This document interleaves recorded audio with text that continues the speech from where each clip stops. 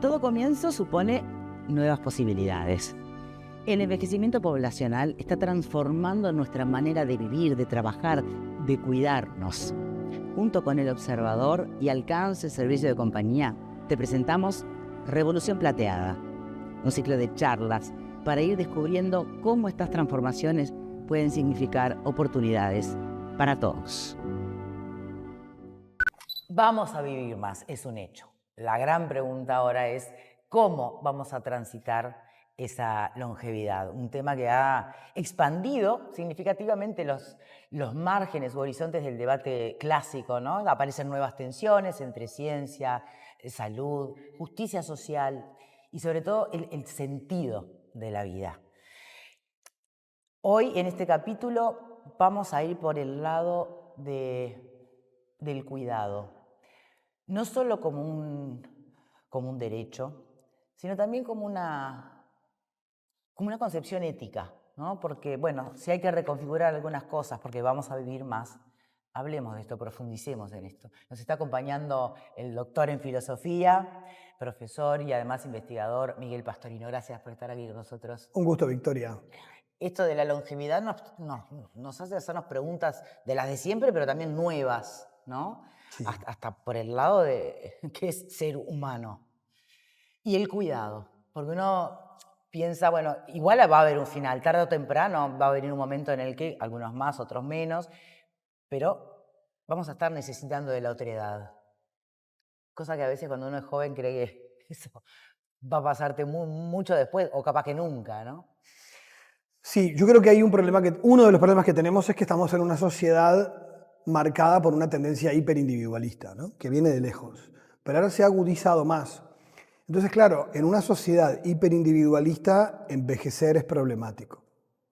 En cambio, en una sociedad donde el valor de lo comunitario, de los vínculos, del cuidado mutuo, y también la paternidad y la maternidad, hoy mucho pánico a tener hijos tiene que ver con lo mismo, con la soledad que implica muchas veces o el no poder cuidar o el no... O sea, el tema de los vínculos afecta en los momentos más vulnerables de la existencia, donde somos más dependientes, en la primera infancia y en la vejez. En las sociedades más tribales, más comunitarias, está mucho más naturalizado que toda la vida somos lo que somos gracias a los otros. No hay un momento en el que yo soy totalmente independiente. El ser humano es el bicho más frágil que existe y que nunca ha sobrevivido solo, o sea, siempre es con otros. Lo que pasa es que hoy también esta cuestión del cuidar del otro, cuando estamos empujados a correr por estar bien nosotros, y eso nos parece como un valor fundamental, la pregunta es, ¿cómo puedo estar bien si no es con otros? O sea, ¿es posible estar bien sin otros? O sea, y a veces creemos ilusoriamente que sí. Entonces, hay un filósofo contemporáneo, Hartmut Rosa, que dice que el problema que tenemos hoy de la falta de sentido y de la aceleración que tenemos es que tenemos la conciencia de todas las cosas que podemos vivir y hacer. Leer más libros que nunca, ver series como... O sea, hoy conocemos más gente nosotros en un año que nuestros abuelos en toda una vida. O sea, ya no nos da el cerebro. O sea, es como... Es imponente. Dice, y eso genera una gran ansiedad y una gran depresión de todo lo que no voy a vivir. Y entonces, claro, la gente quiere vivir en una vida todo eso, 27 vidas en una. Entonces, como eso es imposible, además genera mucho sufrimiento, dice, hoy ayudar a la gente a vivir con sentido, en vez de elegir qué cosas quiero hacer, debería pensar qué cosas no voy a hacer en la vida, para descubrir cuáles son las importantes para mí. Y las importantes al final de la vida son siempre los vínculos, siempre. De hecho, el doctor Marcos Gómez Sancho, que es un referente internacional en cuidados paliativos, yo cuando doy clases de bioética en una maestría que es en cuidados paliativos, traigo el caso de él y él, ¿sabes qué cuenta? Que con los pacientes al final de la vida, le pregunto, ¿usted se arrepiente de algo? Y la gente no se arrepiente de casi nada, salvo de una cosa, de no haber estado más tiempo con los que amaba. Y eso te muestra la importancia de los vínculos, no en un momento de la vida, porque nosotros vamos a envejecer por cómo vivimos. O sea, cómo vivo hoy me dice mucho de cómo voy a envejecer. Pero somos conscientes de que cuando sos joven no lo estás midiendo eso, ¿no? No, claro que no. Ahí está. Claro bueno, que no. Y que además será producto de la sociedad individualista en la que vos estás señalando, vos y la academia en general, ¿no? Y hasta el sentido común.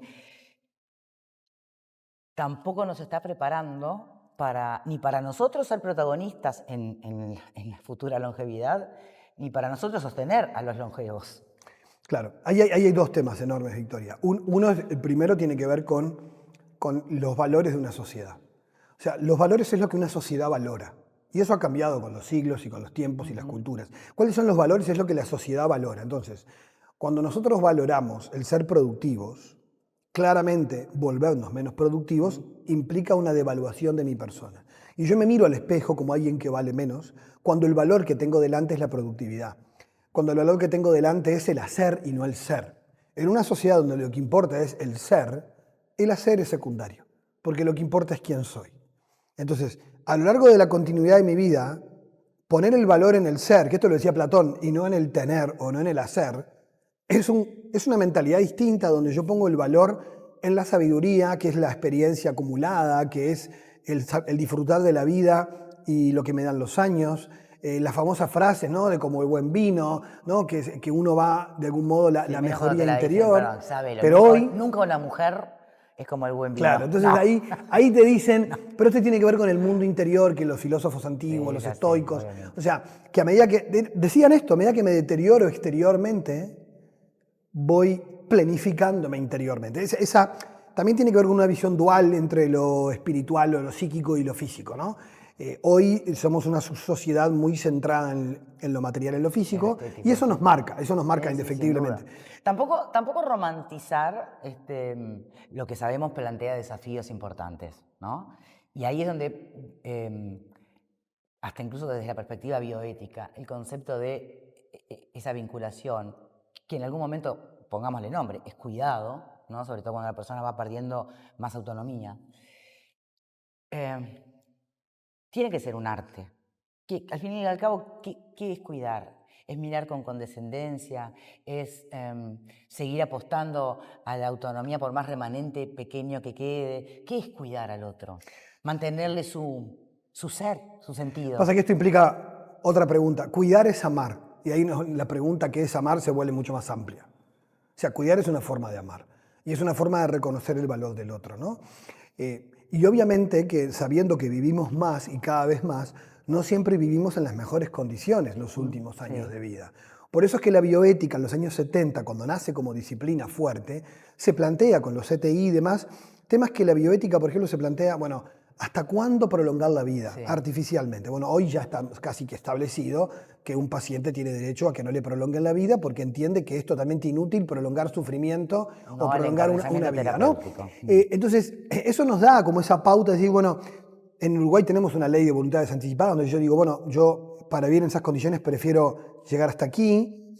Entonces, la ética médica se ha planteado estas cuestiones. Ahora, claro, por otra parte, cuidar tiene que ver con algo más profundo, que amar es reconocer en el otro a alguien con un valor que no cambia. Yo tengo la experiencia de mi abuela, por ejemplo, que cuidó a mi abuelo que tuvo una demencia progresiva, murieron casi juntos, pero cuando ella lo cuidaba, ella estaba muy bien. Después que él falleció, ella se fue cayendo, se fue deteriorando. Ella estaba tan pendiente de él que un día se quebró diciéndome, pero ella no sabe quién es, ¿no? Y ella se acuerda y pensar lo que él fue, ¿no? Y después como, y esto es injusto, y se quebraba, y conversábamos, y ella me dijo en un momento, él ya no sabe quién es, pero yo sí sé quién es él, ¿no?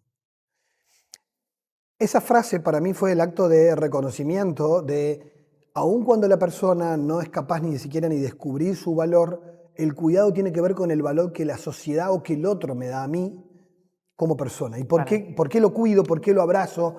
Aun cuando no me reconoce. Pero porque golpeó. Esto es un relato breve, pero sin embargo uno puede... Es disparador de muchas emociones, esto que traes de tus abuelos en concreto, ¿no? Ahora, vos fíjate, tenemos que cambiar también nosotros la mirada, esa percepción de injusticia que tenía tu abuela de ver como el deterioro en el otro, ¿no? En su amor, pero digamos, podría ser su amor como mañana puede ser cualquier otra persona que uno vea, que conviva o comparta.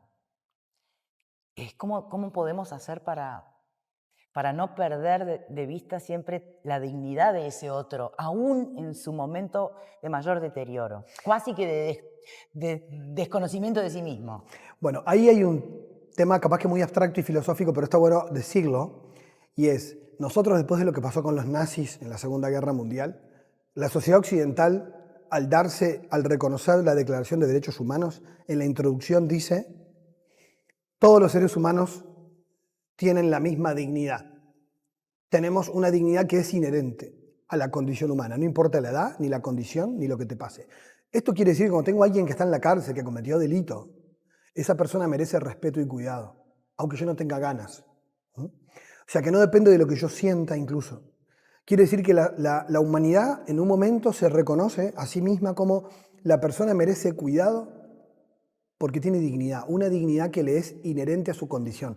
Y la dignidad nunca la pierde, porque le es propia. Si la perdiera, esto viene de Kant, que es que las cosas no tienen dignidad, tienen precio. Yo vendo un vaso, una persona no.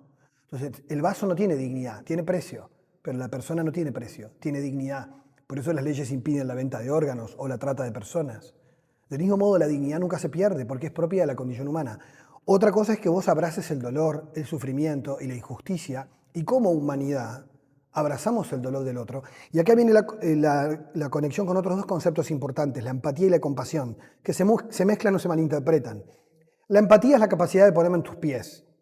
Yo, dicho vulgarmente, ¿no? Yo puedo sentir lo que vos sentís. Pero la compasión es un paso más que la empatía. ¿Te lleva a la acción? Porque la compasión me lleva a la acción, me lleva a querer hacerme cargo de tu sufrimiento y hacerlo mío. Es decir, yo abrazo tu dolor y lo vuelvo mío, yo lloro contigo. No es lástima. Que de hecho hemos banalizado mucho los conceptos. De hecho, fíjate que la compasión, que tiene un origen en la tradición judeocristiana, el término, y se pasa al latín, el compadecer. Compasión es padecer contigo, ¿no? Es mucho más que la empatía. Pero no es lástima, es tu dolor es mío. Entonces ya no estás sola con tu dolor, porque también es mío. Y yo sufro contigo. Y eso te alivia a vos también. De alguna manera increíble lo sentimos como menos pesado, porque el dolor se comparte. Esa es la compasión. No es una cosa asimétrica, sino de pares, donde yo abrazo lo tuyo. Lo mismo el concepto misericordia, que en el original hebreo, en la Biblia judía, misericordia es un sentimiento que no es de lástima, como a veces lo usamos, tener misericordia. Misericordia es el amor materno, son las entrañas de la madre que vela por su hijo día y noche. Ese es el original del concepto hebreo. Es decir, es que yo nunca dejo de velar por vos. Esa es la misericordia, es que tu fragilidad me conmueve. Esa es la misericordia. Es decir, es que ante la fragilidad del otro yo me estremezco y le quiero abrazar. Entonces, la compasión tiene una raíz en el concepto de misericordia. Entonces, se han banalizado, pero en realidad conectan con una experiencia profundamente humana, que es que hasta incluso la neurociencia lo muestra, como la mujer que acaba de tener un hijo y que está agotada, que no duerme, que está hecha pedazos, que no sé qué, y sin embargo tiene una sonrisa enamorada increíble por el nivel de oxitocina que tiene. Y eso la predispone, y cuando no hay una mujer que cuide, al varón le sucede lo mismo. O sea, desarrolla más oxitocina cuando es el cuidador principal. Quiere decir que estamos hasta evolutivamente hechos para la compasión. ¿Y por qué o en qué momento se nos olvida? Porque, a ver, convengamos que uno de los grandes desafíos y problemas que tiene hoy el adulto mayor, y hoy, no te digo de acá a 10 años, tal como son las proyecciones de las estadísticas, ¿no? Es la soledad. Bueno, eso tiene que ver porque si bien estamos condicionados por nuestra biología, no estamos determinados y también somos producto de lo que construimos como cultura. Y ahí es donde se interrelacionan la biología y la cultura.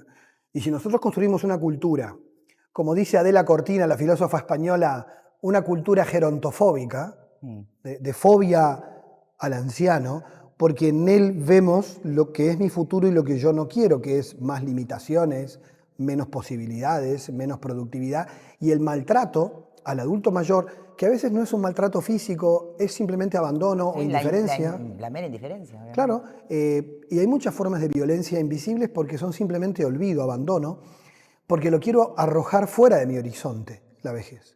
Pero es porque es una cultura que ve allí un problema, un mal. Entonces, cuando culturalmente eso no es un valor, ¿qué toca hacer?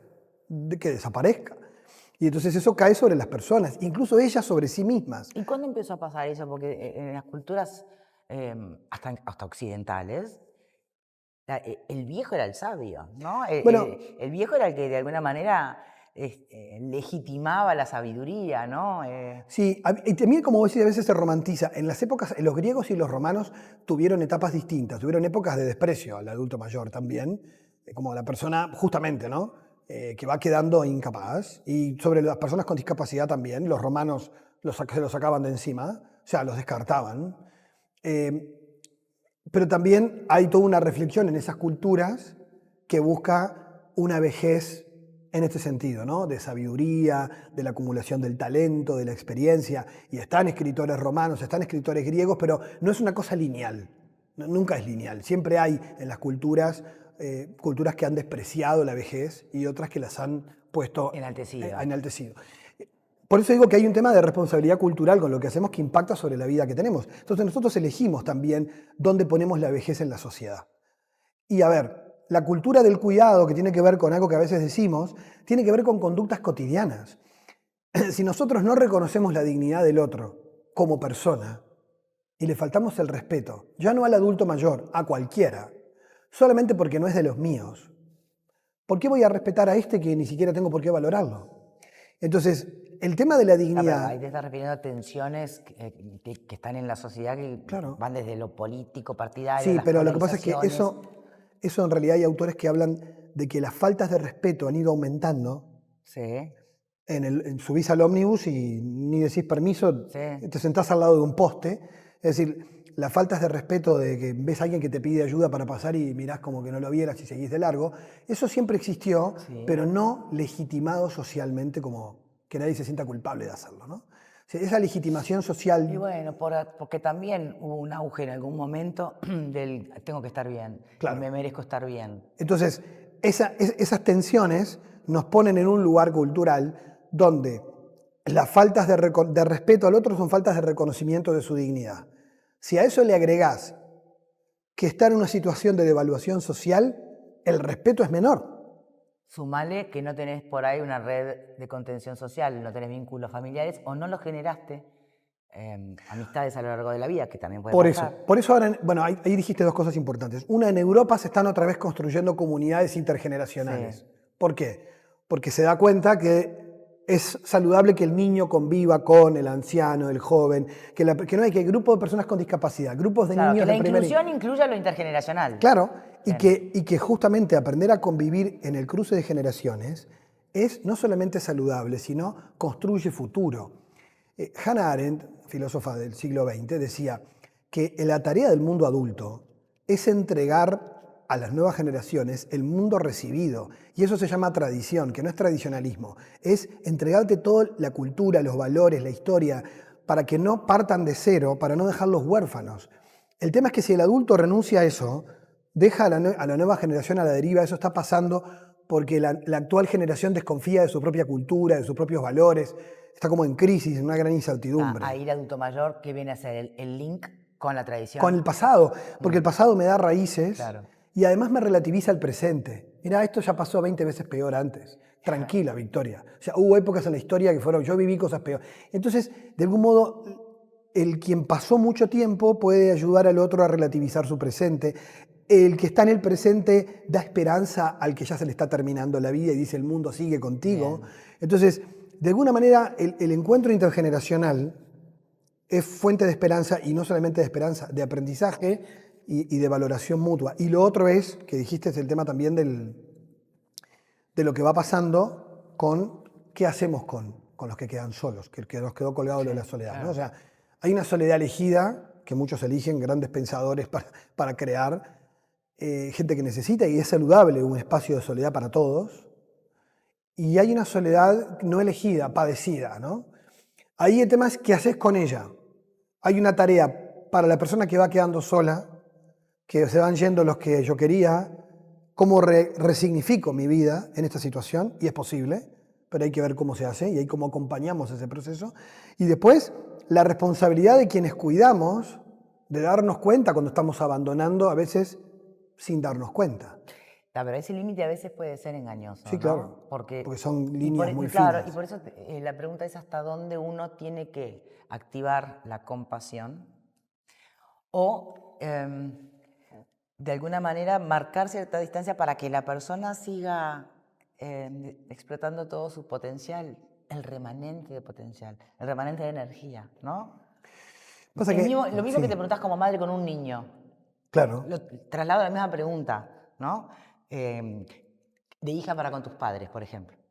Bueno, es que, ¿Cuándo empiezas a hacerles todo y cuando decís, no, tienen que estiren la bueno, es vida, ¿no? que darle al otro, porque también hay mucho paternalismo con el adulto mayor, ¿no? Y a veces también se ejerce en forma violenta, como, vos déjame que yo te lo hago, Sí. como le hacemos a los Ah. niños. O sea que a veces hay formas de cuidado que tampoco son saludables, porque son casi que convertís al otro en un Inhabilitan objeto. al otro. Claro, y va perdiendo autonomía progresivamente. Mucho más rápido gracias a tu cuidado, Claro. ¿no? O sea, cuidar o sobrecuidar Exacto. es bien distinto. Cuando no le cuido, que es en ese reconocimiento, darle su espacio, darle voz, ¿no? A cuál es su deseo, su querer, y no lo que yo interpreto que es mejor para él. Todo eso tiene también formas a veces de violencia que las naturalizamos. Y que no es que lo hagamos con mala intención, es que a veces lo hacemos con los niños y lo hacemos con los adultos mayores. También hay una cuestión ahí del reconocimiento del otro como ser único.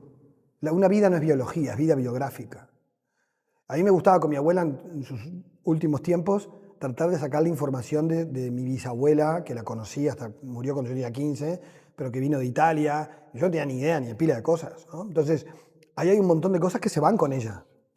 ¿No les pasa de escuchar a sus mayores que empiezan ellos mismos a hacer como un revival de situaciones vividas, de experiencias? Te aparecen con una foto de Se ellos recupera. de niños. O sea, ¿qué le pasa? ¿Qué le pasa justamente? Es como que se activa un recordatorio de toda tu trayectoria. Sí, hay una recuperación de esa memoria que aparece, a veces se deteriora la memoria reciente, no sabe Sí. qué comió, pero empiezan a aflorar con detalle cosas de su niñez, o de su adolescencia, o de cuando se casó, lo que fuera. Pero no es el espacio ideal Por supuesto, para, pero, pero, para de, engancharnos.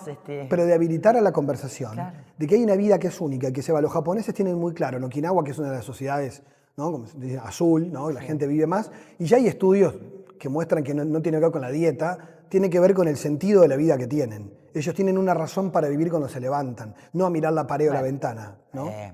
Sentido de la vida, el para qué, el padre de la logoterapia, Víctor Frankl. Claro. Está Entonces, ahí. cuando ellos en esas culturas entienden que la vida tiene un propósito cada día, desde hacer el té, y que este té que tomo con Victoria en este día no volverá nunca más, me hace tomar una intensidad del presente que no es que ya fue la vida, porque cada instante es denso de presencia, de novedad, de sentido, porque hay una lentitud que permite dar intensidad a los momentos y no que acumulamos días en la agenda y que se nos pasan como agua.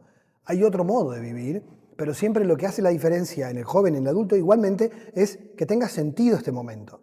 Entonces, las ceremonias del té en Oriente tienen esa sabiduría de fondo de esto no se repetirá jamás, e incluso tal vez nunca más te vuelva a ver, ¿no? Entonces, esa sabiduría ancestral pone en el modo de vivir la temporalidad, no en clave productiva.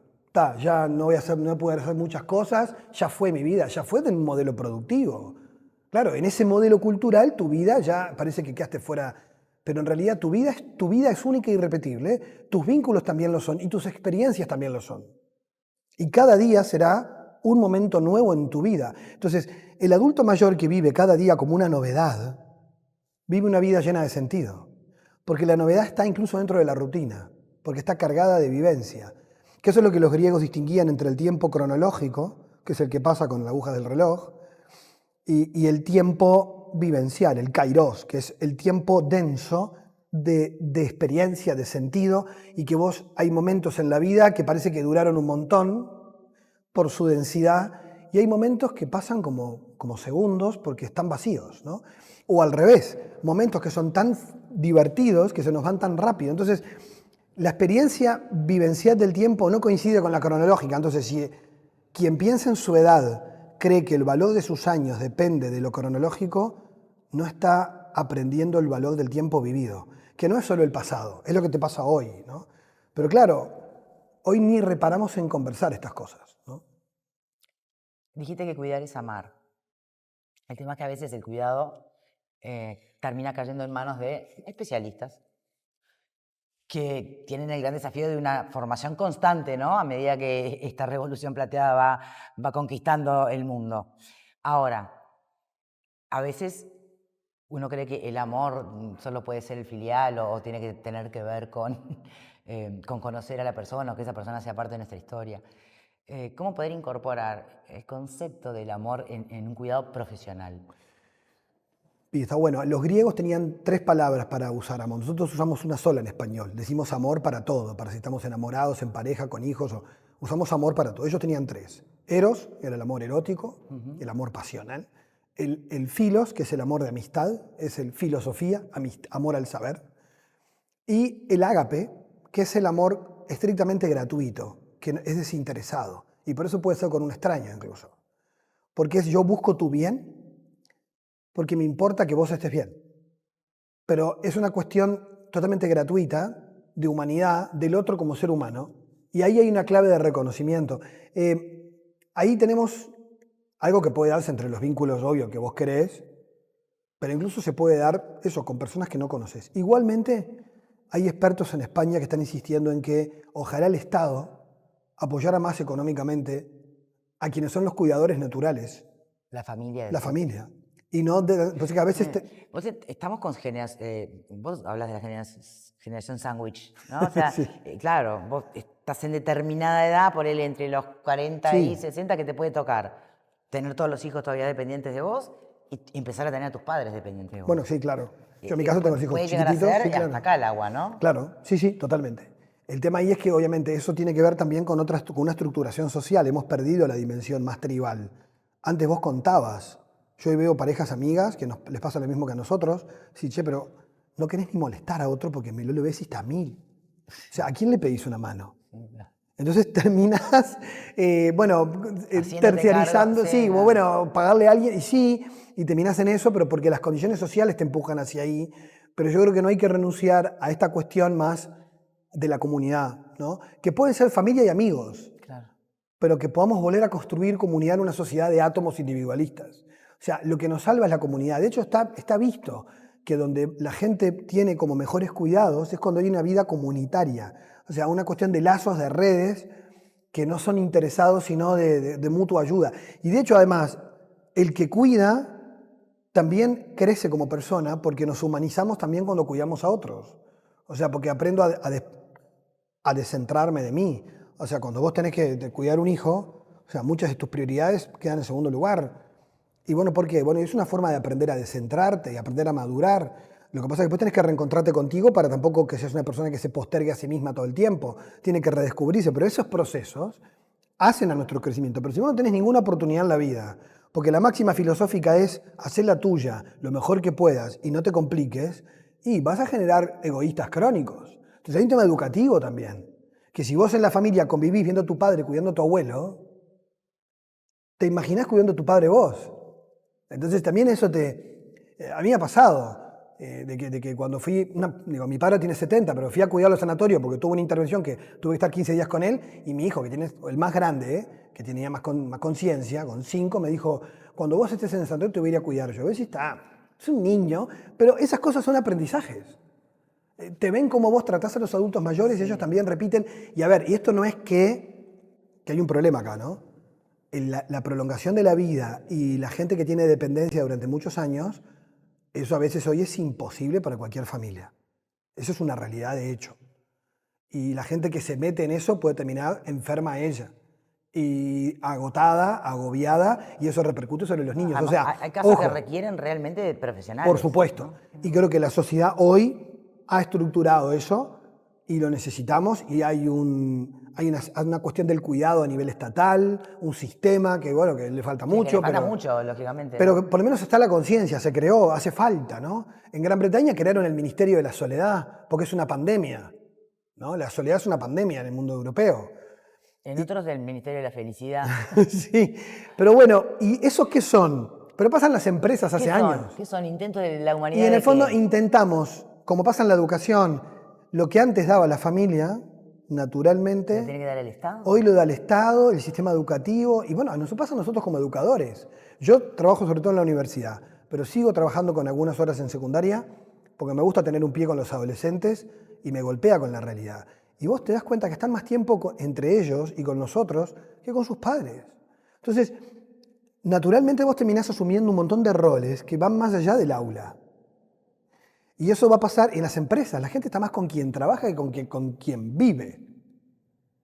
Entonces eso termina generando que las empresas ahora creen el día, after, no sé qué, spa, coso, ¿por qué? Bueno, pero anda al gimnasio, anda para tu casa a descansar. No, tenemos que crearle una familia artificial porque el otro está todo erosionado. O sea, eso es un problema, que yo no tengo la solución. Digo, me gusta Bien, pensarlo. ok, pero la filosofía te hace hacer esas preguntas. Y tal, Está quedo con bien. la pregunta, es decir, ¿no deberíamos preguntarnos qué nos está pasando? ¿Deberíamos pensar cómo mejorar esto? Ok, Digo, te traigo más problemas que sí, solución. sí, pero... sí, no sé por quién decidió entrevistarte, pero bueno. Sí.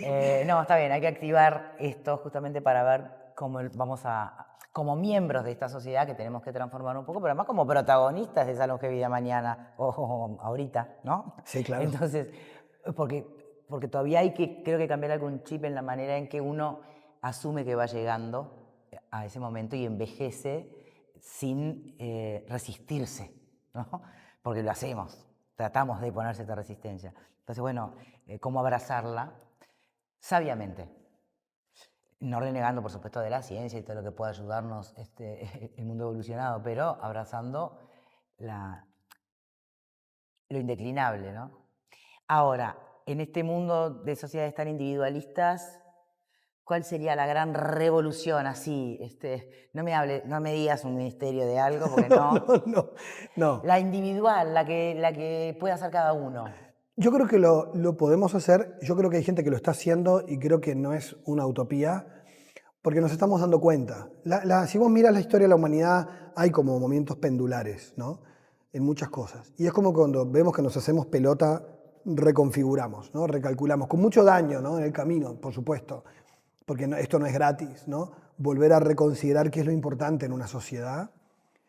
Creo que hoy en ¿Estamos día... reconfigurando? Yo creo ¿Vos que decís que algunas estamos cosas... ahí? No, estamos en plena crisis. Ah, está. Pero creo que en esa vuelta, en esa curva, podemos empezar a mirar... Y hoy hay gente que se dedica a la neurociencia que está diciendo, a ver, la gente más feliz... Pero a mí me da gracia que te lo diga un estudio neurocientífico y lo sabemos hace 3000 años.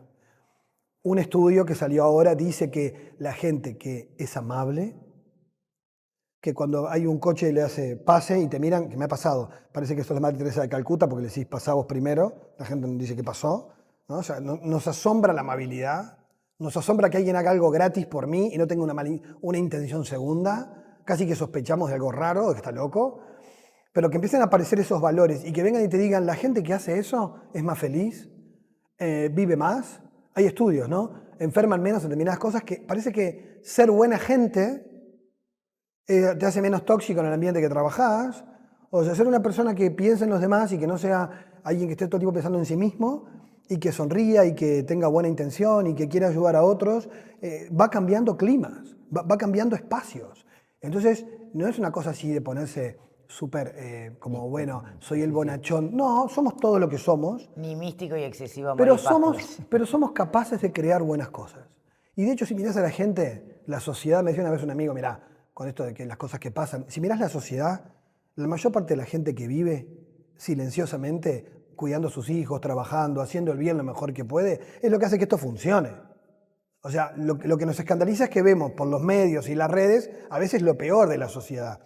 Pero si la mayoría no hiciera las cosas bien, no estábamos como estamos.